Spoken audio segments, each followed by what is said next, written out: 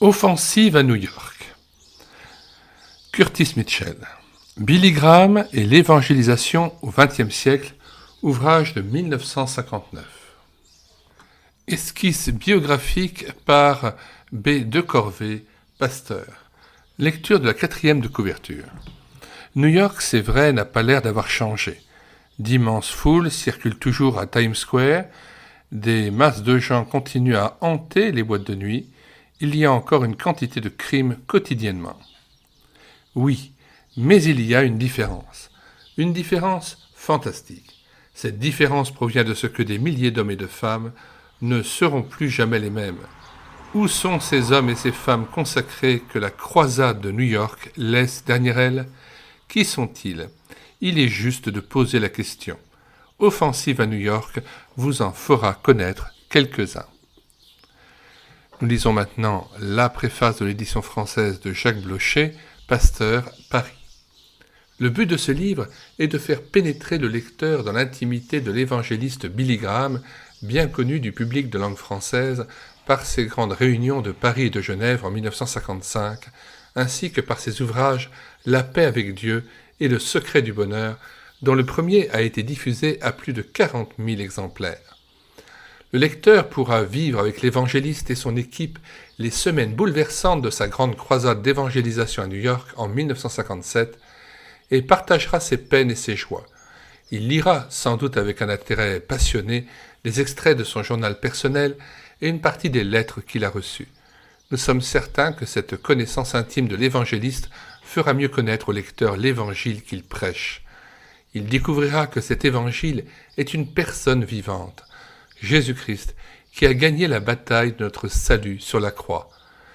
Billy Graham ne veut être qu'un instrument docile dans la main de Dieu pour sauver des pécheurs. Il l'a été à New York pour des multitudes d'auditeurs, il le sera par ce livre pour beaucoup de lecteurs. Nous remercions les éditions des groupes missionnaires d'avoir mis ce livre bienfaisant à la disposition des lecteurs de langue française.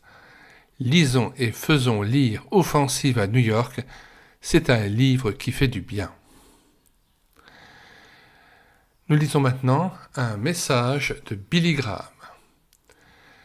La croisade de New York appartient maintenant au passé. Ce n'est que dans plusieurs années qu'on pourra se rendre compte de l'influence réelle qu'elle a exercée sur les habitants de la grande métropole. Nous savons cependant que des milliers de personnes ont déclaré vouloir servir le Christ. Curtis Mitchell, collaborateur régulier à l'hebdomadaire American Weekly, est l'un des reporters qui a suivi avec le plus d'attention le déroulement de la croisade. Il a vu Dieu à l'œuvre dans la plus vaste de nos cités. Depuis de nombreuses années, il s'intéresse à nos campagnes et se déplace pour y assister. Fils de pasteur, il comprend de quoi il s'agit et porte à l'évangélisation bien plus qu'un intérêt passager. Au cours de la croisade de New York, il prit place, soir après soir, dans le secteur réservé à la presse. Il interviewa un nombre incalculable de personnes touchées par la croisade. Témoins oculaires, observateurs exercés, journaliste spécialisé dans les questions religieuses, il était tout désigné pour écrire l'histoire de la croisade. Il raconte comment certaines vies furent transformées, il découvre ce qui se passait dans les coulisses, la contribution des membres de l'équipe, du comité et de milliers de volontaires. Il rend l'atmosphère de certaines réunions importantes au Madison Square Garden et des grands rallyes, entre guillemets, en plein air, au Yankee Stadium et à Times Square. Je suis sûr que M. Mitchell forme avec moi des vœux pour que ce livre contribue à créer chez ses lecteurs une meilleure compréhension des buts de la croisade de New York et fasse mieux comprendre les résultats de la proclamation du message de l'Évangile.